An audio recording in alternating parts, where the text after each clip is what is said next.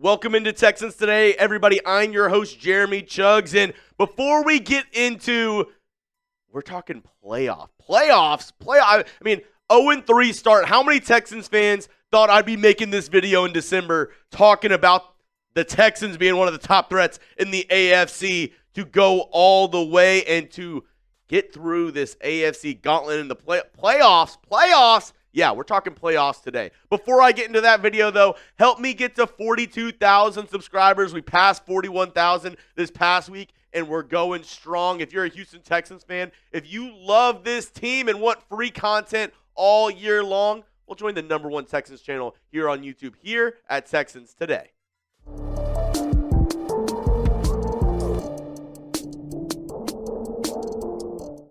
Coming up, taking a look at the teams in the AFC playoff race. Who is the biggest threat to the Houston Texans? And like I said earlier, I mean, how many of us really thought that after all that we've been through this season, after everything that has happened, that we would be talking about the Texans right in the thick of the playoff race? I mean, I'll continue. I probably said this stat. Reed, you probably heard me say this stat 500 times. Since 2000, there's only been one team to make the playoffs after starting 0-3. That was the 2018 Houston Texans. This year's team has the chance to do that same exact thing. Let's look at the playoff picture in the AFC after Week 16. And, you know, this is, I will say, I'm filming this on Monday. This is before the Colts and 49ers Monday Night Football game, which, I mean, I maybe you know, pie on my face. I'm just chalking that up as a Colts loss, in my opinion. But here are the other teams in the playoff race, and it's pretty much kind of set. Like, there's seeding. Teams can go up and down between the Broncos, Patriots, Jags, Steelers, Chargers, and Bills, and your Houston Texans. But I do think those are going to be the 7 teams that represent the AFC this year in the playoffs. And you watch ESPN, you might have seen something on Get Up. And I don't know if this makes me nervous, this makes me hopeful, this makes me feel good, bad about this team, indifferent. But as you see, all of these commentators were giving their predictions for the AFC Championship game. And you know who you see the most on this screen right here? It's your Houston Texans. We see the Jags twice. We see the Texans 3 times. And then we see the Patriots, the Broncos, and the Bills. So I'm going to go ahead and break down all the teams in the AFC this season. And I'm going to talk about who I think might be the biggest threat to this Texans team. So before I give you my answer, go down in the comment section. Who should be the favorite to win the AFC this season besides the Houston Texans? Let me know down below in the comment section. If I just said the AFC, everybody would say the Texans. Let me know, besides the Texans, who should be the favorite to win the AFC? Are the Denver Broncos the #1 threat to the Houston Texans? They are currently the #1 seed in the AFC, and they will be the #1 seed if they win out. Their last 2 games up against the Kansas City Chiefs in Arrowhead, where, if you didn't see the news on Monday morning, the Chiefs, they're moving to Kansas. Yeah, little geography lesson. Kansas City is between Kansas and Missouri. They currently reside in the Missouri side of Kansas City. They are now moving to the Kansas side. And then their last game of the year up against the Chargers, where it's actually funny enough, the Chargers, depending on how everything shakes out, they could still win the division. We'll talk about them in just a second. But let's look at the Denver Broncos, the good and the bad. I actually went around the Chat Sports studios, and I talked to the different hosts of these teams. So these are actually from our Broncos host here at Chat Sports, Trace Moustakis. He said the good around the Denver Broncos, why they would be a threat to the Houston Texans. Elite pass rush and great defense, right? We saw that whenever the Texans played them this year. Their pass rush is lethal. They have Nick Bonito, Jonathan Cooper on the outside. They have some really good guys on the interior. And he did note they have a really good coaching staff, obviously Sean Payton at head coach. And he said something that kind of sets them apart is their second half adjustments. They're really good at making in-game changes. The bad this is, once again, from our Broncos host. He said Bo Nix can be very streaky. Has very high highs, and he has some, very low lows. And depending on which Bo Nix you get that game, depends on how good the Broncos can be. And he did say, even though the defense has a excellent pass rush, he said when the defense isn't getting home on their pass rush, when they're not getting to the quarterback, they can get gashed. So some holes definitely in this Broncos team, and I would say if the Texans maybe had C.J. Stroud for that entire game, they could have easily beaten the Denver Broncos, who beat them in a last-second field goal at NRG. Let's go to the number 2 seed now. The New England Patriots. Are they the biggest threat to the Houston Texans? They are currently sitting at the number 2 seed, but they can get that number 1 seed. Kind of a easy back into the schedule after that huge Sunday night football victory over the Baltimore Ravens. Their last 2 games at the New York Jets and then up against the Miami Dolphins. Here's from our Patriots host, Brett Alper. He said the good. We're on the New England Patriots. Drake Maye, he's been awesome this year. He's really, made his case for the MVP race. A lot of people think Drake Maye should win the MVP of this season. I don't necessarily think he is the most talented, best quarterback in the NFL. I'll tell you who that I think that is later on in the program. But he has been really good in year 2 for New England and Mike Vrabel's first year at head coach for the New England Patriots. And they do have some explosive playmakers. They drafted Travion Henderson in the 2nd round. He did get injured in that Ravens game, but if he is able to get back and get healthy, he is an electric carrier with the ball and also a good receiving threat out of the backfield. They also have Stephon Diggs. They have a couple other wide receivers that have made really big plays for them. Kyle Williams as well, another guy who has been really good for them this season. He did say the defense is a major, major problem for this Patriots squad. He said, worst run defense in the NFL. Once again, that's not from me. That's straight from our Patriots host, Brett Alper. And he did say their red zone defense is horrid. So maybe if you can stop them on offense. I know we don't have a top 10 offense with the Houston Texans, but we do have a top 10 defense. If we're able to stop them, might be a little bit of an Achilles heel for this Patriots team if their defense isn't able to stop the run or stop opposing teams, especially because we all know the old adage in the playoffs, defense wins championships. And the fact that it's 2 offense good, 2 defense bad, might be a little bit telling for the New England Patriots. Let's go to the 3rd seed, our AFC South rival, the Jacksonville Jaguars. They sit at the number 3 seed currently, and they could win the division if they win out. They are at the Indianapolis Colts and then up against the Tennessee Titans. I did say Week 16 up against the Broncos. That was going to be the real shot at the Texans possibly catching the Jags. And, credit to Jacksonville. They came out and they played a hell of a game up against Denver.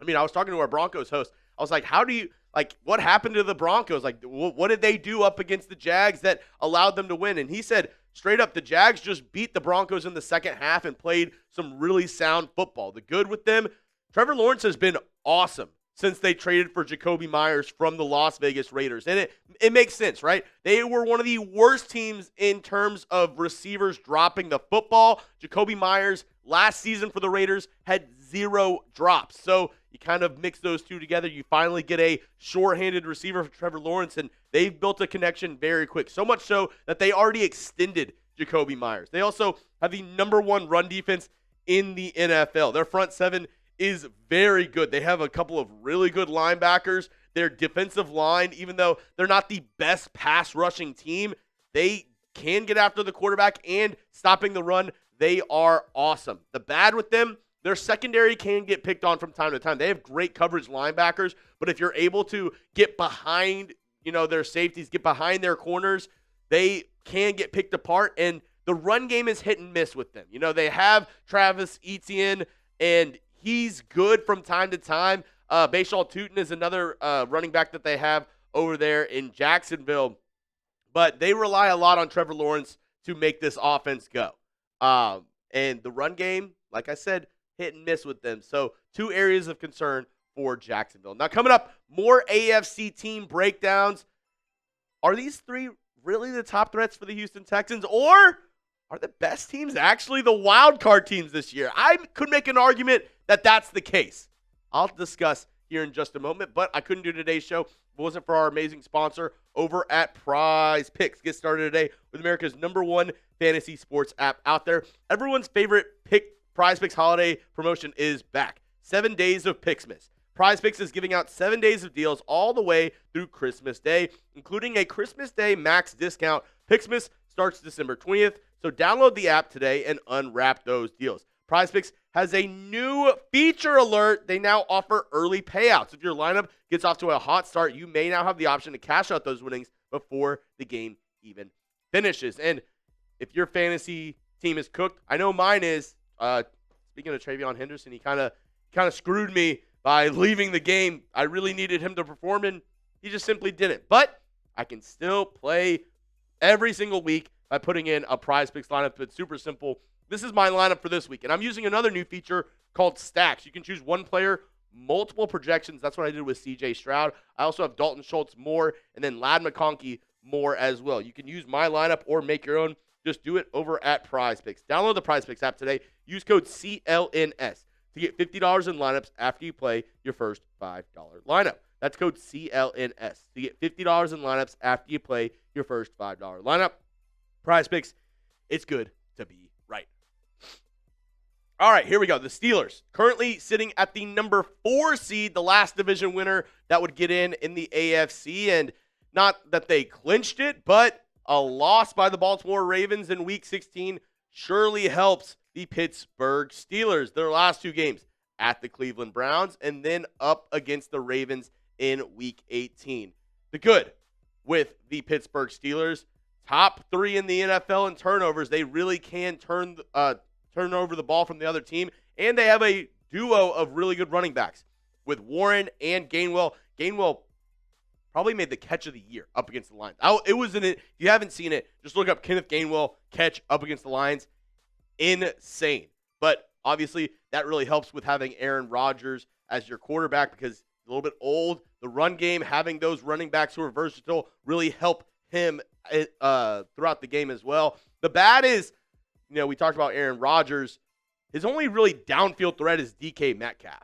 And the rest of their receiver room is very hit and miss in terms of weapons that they have. That kind of led to, them using the running backs at a higher clip. And even though, they always say, it's a new season, it's a new team, right? This Texans team is a different iteration from the 2024 and the 2023 Texans.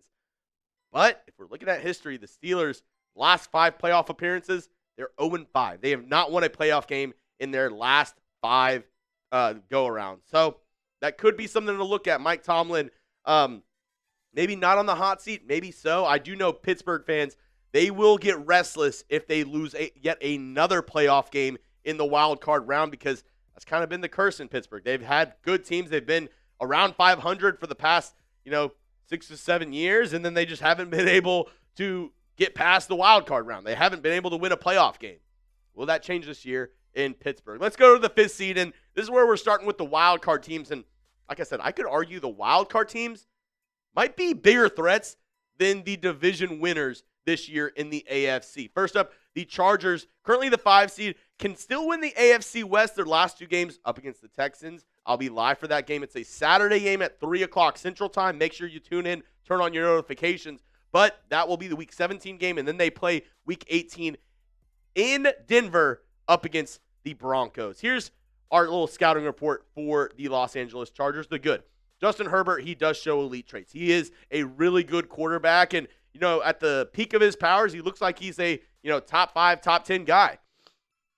Other times, maybe he doesn't play as well. You look at last year.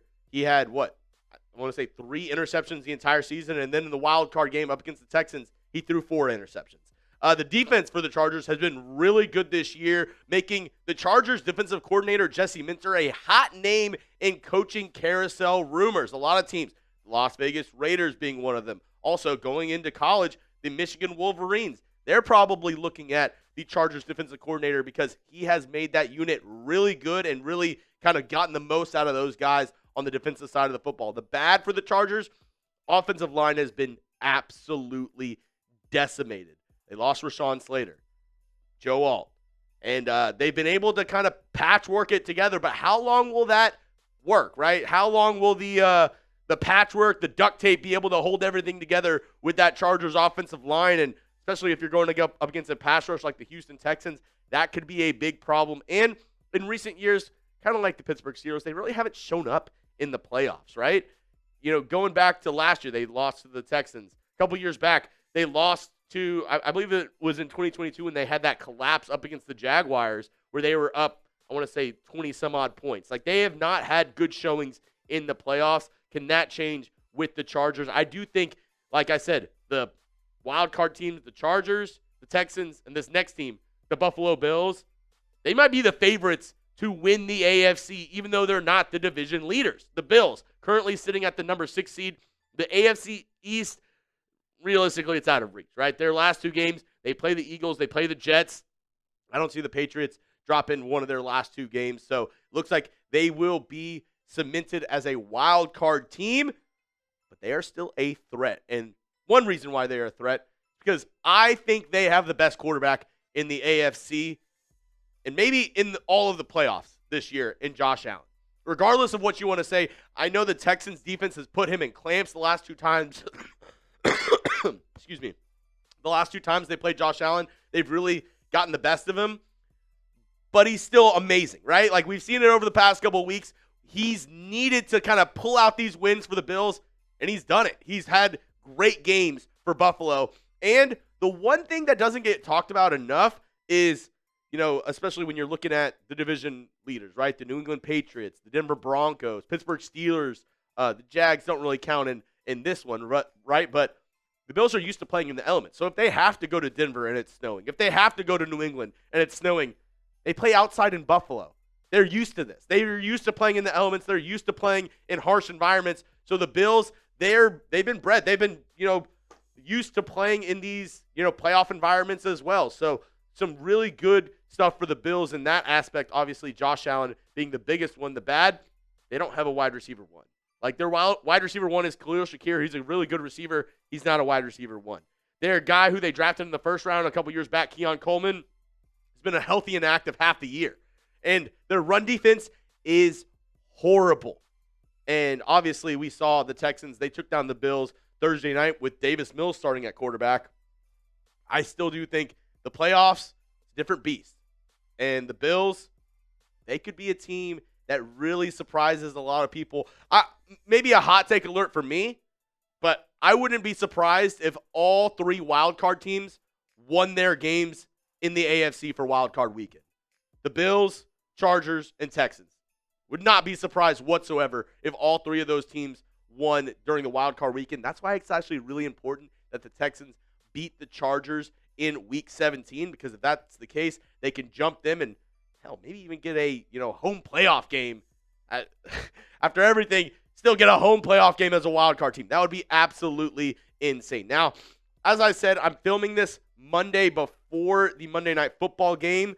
So even now, these guys are long shots, right? The Indianapolis Colts, the Baltimore Ravens, they're very long shots to make the playoffs. In any simulator that I've looked at, both these teams have around, I think the Colts with a win have a 7 or 8% chance, and with a loss, they have less than a 1% chance. Baltimore Ravens, kind of the same ordeal. Both these teams, I think they're on the outside looking in, and like I said, I believe the 7 teams that you saw on screen before that I've talked about today, those are going to be the playoff teams in the AFC. Now, that's all I have for you on today's show, folks. Sorry, had a little bit of a cough throughout today's show, but if you made it to the end of the show, you're an absolute real one. You can hit me up on X at Jeremy Chuggs. And if you did make it to the end and you are subscribed, drop those H's down below so I know who the real ones are. Appreciate y'all and have a great day here at Texans Today.